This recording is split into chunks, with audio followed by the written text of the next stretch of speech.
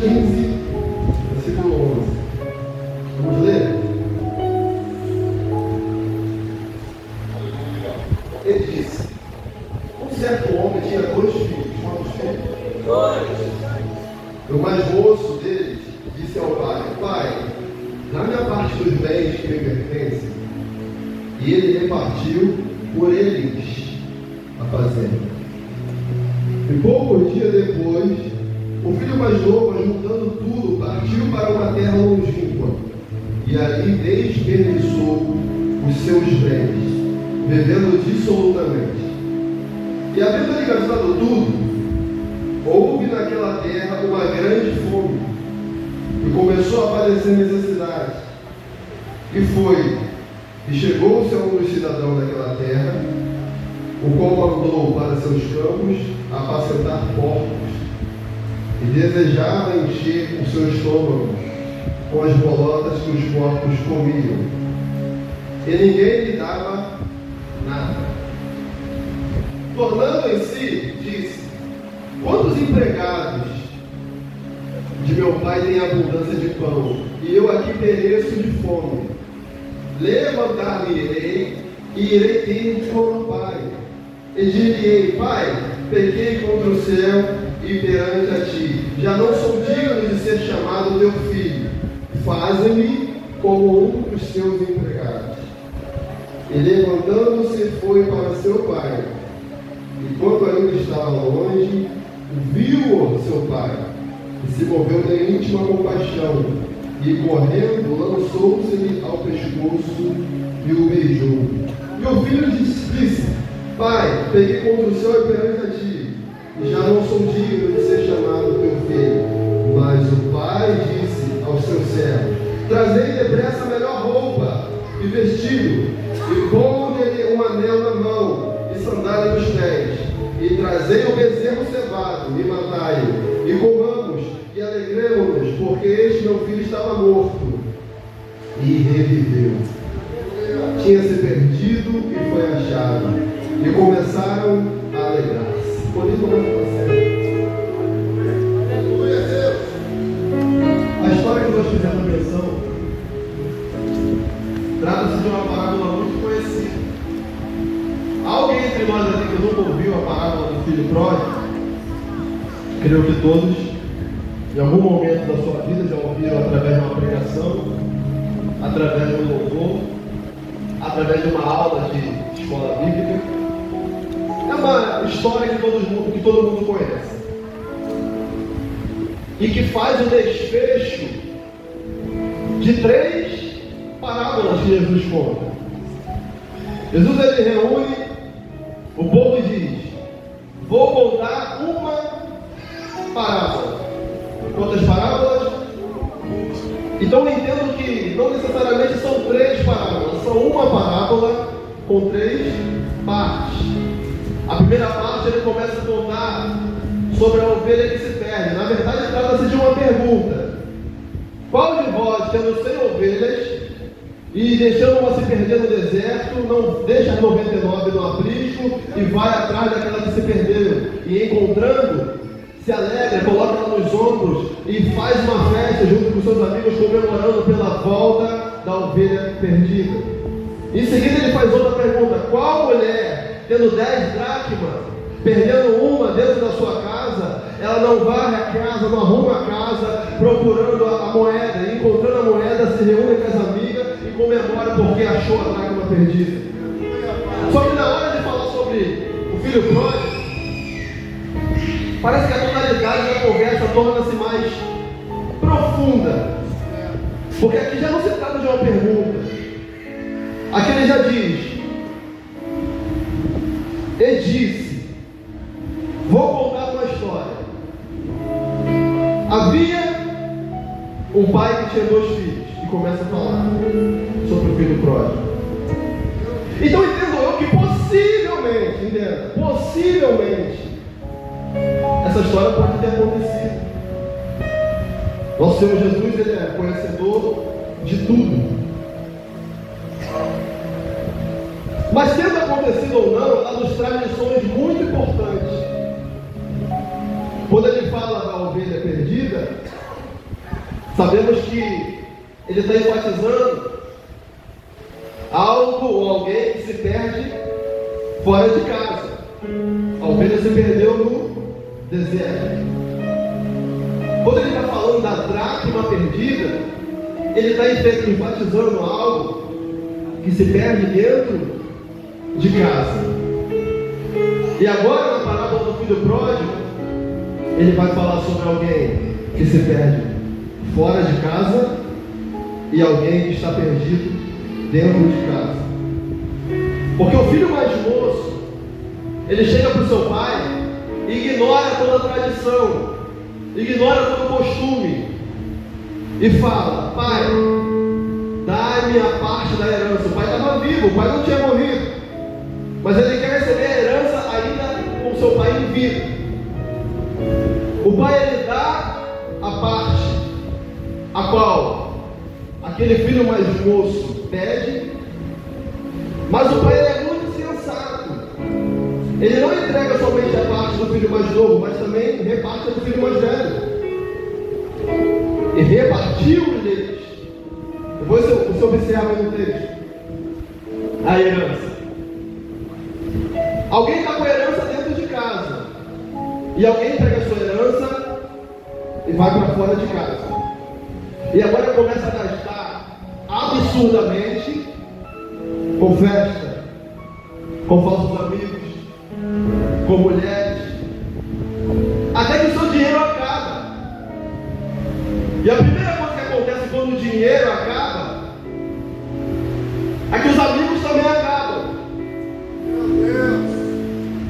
Porque aquilo que vem por causa de bens, aquilo que vem por causa de dinheiro, também vai na falta dele. Então os falsos amigos se achegaram a ele por causa do que ele tinha. Mas quando ele já não tem mais o que ele tinha, agora ele também já não serve mais para os seus amigos. Eles viram as costas e deixam ele na miséria. E agora alguém daquela cidade a qual ele estava habitando vai dizer: olha, eu tenho cuidado de porcos e eu preciso de alguém para apacentar. Você topa? Aí a palavra vai dizer: aquele jovem agora aceita aquele emprego e começa a cuidar de porcos. Só que o que ele ganhava era tão pouco, mas tão pouco, que mesmo empregado, digamos assim, ele olhava para a comida que os porcos comiam e desejava comer. Então ele cai em si e diz: poxa, na casa de meu pai, os empregados eles são bem melhores que eu. Na casa de meu pai eles têm pão em abundância. Na casa do meu pai eles têm roupas boas, roupas novas. Na casa do meu pai eles têm onde se deitar, eles têm um teto para dormir, eles têm uma casa para morar. E agora aquele jovem ele começa a ensaiar o que ele haveria de falar com seu pai. E o que ele ensaia é dividido em duas partes. Quantas partes? A primeira parte, ele vai dar um parecer. Ele diz assim, ó: vou até meu pai e direi: pai, pequei contra o céu e perante a ti, já não sou digno de ser chamado teu filho. A segunda parte, faze-me como um de seus empregados. Primeira parte, arrependimento. Segunda parte, petição. Primeira parte, segunda parte, qual é o arrependimento? Pequei contra o céu e contra ti, já não sou digno de ser chamado teu filho. A petição: faze-me como um de seus empregados. E agora ele se dirige até a casa de seu pai. E para sua surpresa, ele não precisa bater no portão, porque quando ele se aproxima, o pai já está esperando ele do lado de fora. Olha! Na cabeça dele,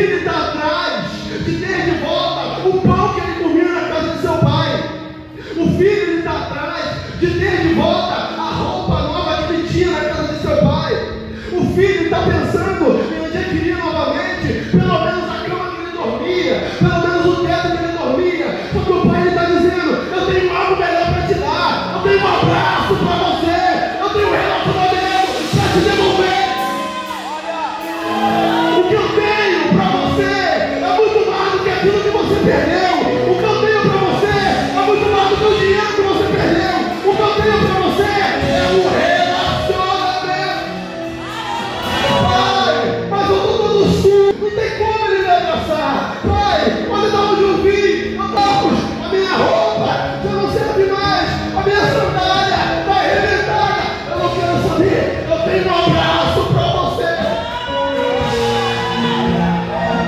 Na mente dele, ele queria ser tratado como um empregado, só que tem um problema. Ele era filho. As adversidades que ele passou lá fora fez ele esquecer quem ele era, fez ele esquecer da sua identidade, fez ele esquecer o que de fato ele era. Porque alguém olhava para ele e dizia: não tem como esse jovem ser filho daquele pai. Olha para ele, é um mendigo. Olha para ele, está fedendo. Ouça uma coisa, irmão: alguém te amou por causa daquilo que você tem. Alguém te amou por causa da voz que você tem. Alguém te amou por causa da forma que você prega. Alguém te amou por causa do seu carisma. Alguém te amou por causa do carro que você possui, por causa da casa que você possui, por causa das festas que você dá e chama os amigos. Alguém te ama por causa de trocentas coisas, mas o Pai te amou quando você estava tudo sujo. Glória! Quando ninguém dava nada para você. Quando você olhava para um lado, olhava para o outro, olhava para frente, olhava para trás e dizia: Jonas, não tem ninguém. Parece que estamos diante do Salmo 116. Olhei para a minha direita e a minha esquerda e não havia ninguém que me reconhecesse. Refúgio me faltou, ninguém cuidou da minha alma. Mas eu quero te lembrar: existe um Pai que ainda te chama de filho. Romanos 8,15: eu não vos dei espírito de escravidão, mas eu vos dei espírito de adoção. Você é meu filho, você é meu filho, você é meu filho, você é meu filho. Não importa como a sociedade te vê, não importa como o problema te chama, não importa como seus inimigos ou até como seus amigos te chamam, ele te chama de filho.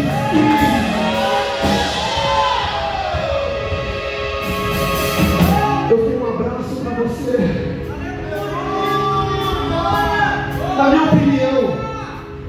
minha opinião, essa parábola deveria ser intitulada como Pai Pródigo. Pródigo, ele significa esbanjador. No mau sentido da palavra, o filho é pródigo porque ele esbanjou de forma exacerbada tudo que ele tinha. Só que no bom sentido da palavra, o pai é pródigo porque ele esbanjou amor, porque ele esbanjou perdão, porque ele esbanjou graça, porque ele esbanjou misericórdia. Você tem um pai que é pródigo em amor, você tem um pai que é pródigo em perdão, você tem um pai que é pródigo em misericórdia. Não importa o que a vida te fez, não importa o que o problema te fez, não importa como você está, o Pai te ama. E Ele te trouxe aqui hoje para te lembrar, para trocar a sua mentalidade. Porque tem gente, Jonas, que está até dentro de casa, como o filho que ficou. Só que a mentalidade não é de filho, é de servo, é de escravo. Porque o servo, pega isso aqui, irmão. Porque o servo, ele trabalha por um salário. O empregado, quem de nós aqui somos empregados? Quem aqui é empregado? Forma carteira assinada, informal, quem é empregado aqui? Bárbara, se o patrão virar para você e falar: ó, esse mês não tem salário, você vai aparecer lá? Difícil, né? Tem pessoas da área da saúde que estão 3, 4, 5 meses sem salário, mas estão lá por amor de vida.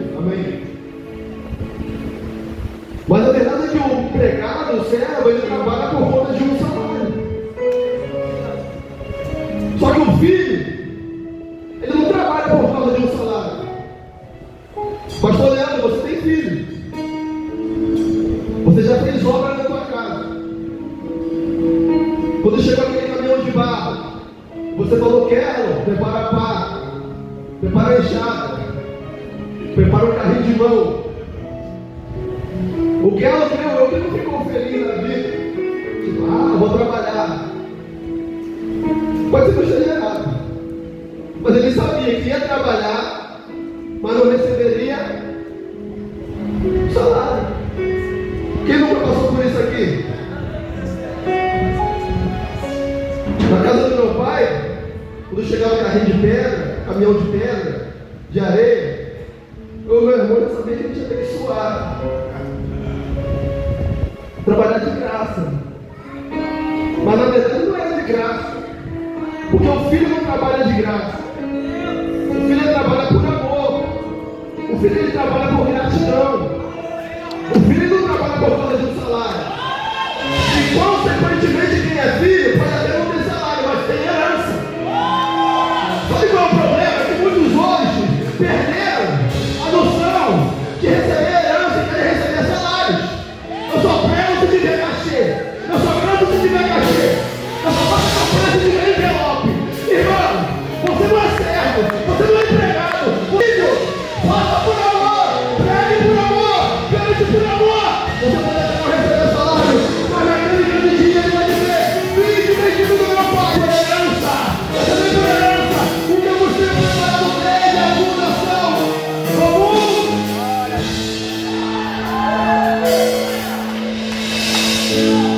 Quer trabalhar por um salário? Trabalhe.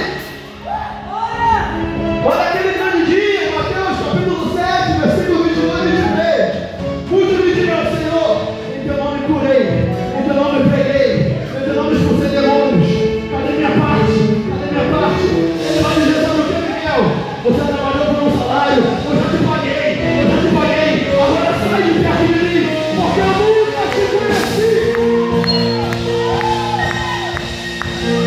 A herança só para quem é filho. Aí fica um filho dentro de casa com a sua herança, mas a mentalidade de empregado. Porque quando o pai abraça o filho que se perdeu, o pai fala assim: meu filho, eu vou te dar um anel, eu vou te dar roupas novas, eu vou te dar sandálias novas. Empregado, faz o seguinte: manda matar aquele bezerro, aquele cevado mais especial, porque hoje vai ter festa. O meu filho estava morto e voltou a viver. Aí o filho mais velho tinha dado uma volta. Quando ele se aproxima da casa dele, ele começa a escutar barulho de música, ele começa a escutar barulho de festa, pessoas se alegrando. Então ele pergunta para os seus empregados: o que está acontecendo aí? Está tendo festa aí? Ninguém me avisou nada. Não está sabendo não? Foi teu irmão. O teu irmão voltou para casa. Jonas, você tem um irmão perdido que volta para casa. A tua reação é ficar triste ou ficar feliz? Feliz. Porque é o teu irmão que ele está ali lutando, está orando, buscando pela vida dele. Creio eu que ele vai voltar para o caminho do Senhor. Vai ficar triste ou feliz? Só que aquele irmão mais velho, ele ficou injuriado. Começou a dizer: pai, que negócio é esse? Eu estou contigo há tanto tempo, eu nunca saí de dentro da nossa casa, e você nunca matou um bezerro para comemorar pela minha vida. Ele é filho, mas a mentalidade de escravo. Está querendo meritocracia. Eu fiz, eu quero receber. Eu estou contigo, eu quero receber. É alguém que está perto do pai, mas não usufrui daquilo que o pai está acima. É teu. Eu estou aqui, é só se relacionar comigo. É só pegar. É teu. Essa cura aqui é para você. Essa libertação aqui é para você. Essa porta aqui é para você. Irmão, você não está andando com Buda, você não está andando com Maomé, você não está andando com Padre Cícero. Se você estiver andando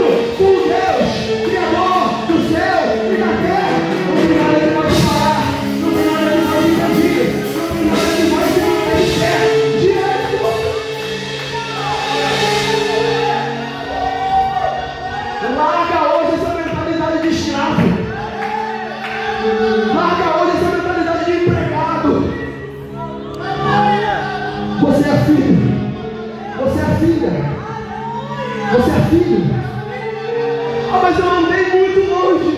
As coisas que eu fiz, se eu falar para vocês vão me julgar. Alguém pode até te julgar, mas o Pai tem um abraço para te dar. O Pai tem um beijo para te dar. O Pai tem um anel para colocar no seu dedo. Tem sandálias para colocar nos seus pés. O Pai tem vestes novas para você. O Pai está pronto para restituir a tua identidade. Não importa o que você fez. Não importa quem você é. Não importa aonde você foi, como diz o Senhor. O que importa é estar diante do Pai. O que importa é andar com o Pai. Você se lembra de Enoque? A geração de Enoque foi uma das mais perversas que já existiu. Foi uma das mais pecaminosas que já existiu. Mas Enoque andou com Deus e provou daquilo que ninguém na sua geração provou. Deus o tomou para si. Você se lembra de Noé? A terra, ela atingiu um nível de iniquidade tão grande, mas tão grande, que Deus olhou para a terra e disse: eu vou destruir a terra. Só que tinha alguém andando com Deus. Noé andou com Deus e Deus preservou Noé e sua família. Não importa o cenário que você está, não importa a situação que você está. Bom, talvez você não tenha muita coisa, materialmente falando. Eu estou diante de pessoas aqui que a maioria são assalariados. A maioria mata o boi para comer a vaca. Talvez você ainda não alcançou tudo aquilo que você almeja, daquilo que você sonhou. Mas é uma coisa que vale muito mais do que os bens. Vale muito mais do que o dinheiro. Creio eu. Você vai conseguir sim realizar suas sonhos. Mas não abra mão da presença do Pai. Porque o amor dele é extraordinário. O dinheiro acaba, os bens acabam, tudo nessa terra acaba. Mas o amor do Pai é infinito. João 3,16 vai dizer que Deus amou o mundo de tal maneira que deu o seu Filho unigênito, para que todo aquele que nele crê não pereça, mas tenha vida eterna. Vai ter um consolo para você. Então se levante. Deixa Ele restaurar a tua identidade nessa noite. Quero perguntar, tem alguém aqui que quer reatar a aliança com o Pai nessa noite?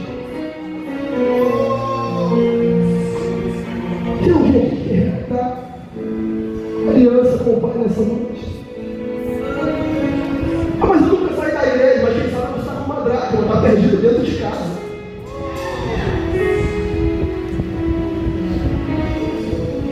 O Pai hoje Ele te chama a voltar a ter um relacionamento. O Pai hoje Ele te chama para que você volte a orar, para que você volte a buscar, para que você volte a ouvir a voz dEle, para que você volte a receber o abraço dEle. Tem alguém aqui hoje que quer receber esse abraço do Pai? Se não tem, amém, que o Senhor deu outra oportunidade. Mas vá para casa com essa convicção. Não importa o que o diabo disse sobre a sua vida, não importa o que os problemas disseram, não importa o que as perdas disseram, o que importa é o que o Pai disse sobre você. Você é filho, você é filha, e Ele não abre mão da sua presença. Eu agradeço a oportunidade.